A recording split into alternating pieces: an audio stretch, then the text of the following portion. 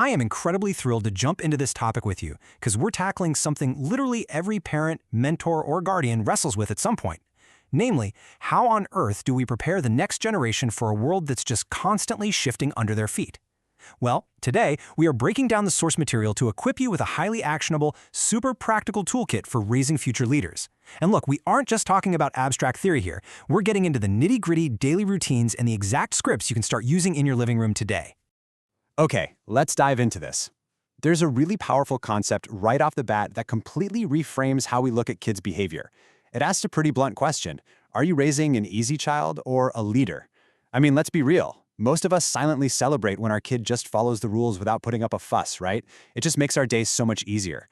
But in a world that's changing faster than ever, blind obedience is actually a liability. We really have to ask ourselves, do we want a child who's just easy for a teacher to manage, or do we want a child who's curious enough and bold enough to eventually lead the class? To get there, we've got to reverse some deeply ingrained conditioning. So, here's the quick agenda for our explainer today. We're going to start by escaping the factory model of thinking. And then, we'll build out a daily toolkit covering everything from open-ended questions to raising confident creators. All right, let's get into it. Section 1. Escaping the factory model. We really need to rethink the way education works. And this brilliantly illustrates exactly why. For over a century, our systems were quite literally modeled after factories. The whole focus was on getting the right answers, responding to bells, sticking to rigid schedules, and basically producing workers who'd follow instructions with blind obedience. But the 21st century? It doesn't need more robots. The future leader thrives on asking good questions, sparking innovation, and navigating total uncertainty.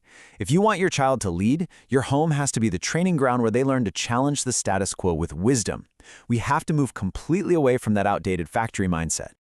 Moving right along to Section 2, Mastering Open-Ended Questions, or, as I like to call it, the What Do You Think approach. This brings us to our first highly actionable routine, and it focuses on those tiny, blink-and-you-miss-it everyday moments. Picture this scenario for a second. You're busy, you're exhausted, and your kid looks up at you and hits you with the classic, "Why?" It's literally the most common daily occurrence in a parent's life. Well, the absolute first step to building a critical thinker is to resist the urge to act like an answer machine. It is so incredibly tempting to just shut the whole inquiry down with a quick "because I said so," or to just rattle off the factual answer just to get it over with, right? But here is a direct challenge to you, a real pattern interrupt for your daily routine. Step 1, stop being the answer machine. Step 2, and this is where the magic happens, wait 5 seconds in silence. I'm serious. Tomorrow, when your child asks a question, I want you to literally count to 5 in your head before saying a word. And then step 3, let them fill that awkward silence by forming their own theory first. So the crucial part is how you actually break that silence. Here is the exact script you should memorize. That's a great question. What do you think? It seems almost too simple, doesn't it? But psychologically, this is massive. By using this exact script, you are hardwiring your child's brain to realize that their perspective is highly valuable. You're showing them that discovery is a joint adventure, not just a one-way lecture where you dump facts into their head. Let's move to Section 3, the dinner table lab, and see how this builds into modeling the thought process.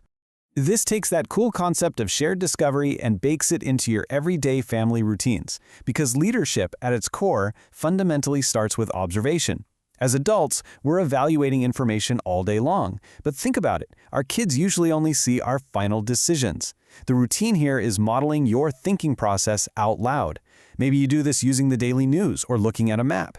We have to let our kids see our internal editor at work so they can figure out how to process the massive, overwhelming amounts of media they're exposed to every single day. So, here is a highly effective script to try out at dinner tonight. I read this article today, but I noticed it only tells one side of the story. Let's find another view together. Just saying that teaches children a totally vital lesson for the modern age. Information isn't just something you blindly consume. It's something to be evaluated, poked at, questioned, and reflected upon. Now, as they start evaluating all this information, they're definitely going to start pushing back. And here is an absolutely incredible twist. Did you know that the child who argues with you is actually practicing the assertiveness skills they're going to need to say no to peer pressure later in life? Yes! No way, right? That challenging, stubborn behavior that constantly tests your patience is actually the very foundation of their future courage. They are quite literally learning how to stand their ground. Because a true leader must have the courage to stand alone sometimes. And to build that courage, you need to turn your dinner table into a safe space for opinions. Try throwing this conversational script into the mix. What's something you disagreed with today, and why? By asking this, you're creating a safe harbor. You're celebrating respectful disagreement, and you're teaching them how to stretch their minds, how to play devil's advocate, without that lingering fear of getting in trouble. All right, Section 4, Praising Insight. This is all about moving beyond mere compliance. Now, what's really interesting about this slide is how we hand out praise.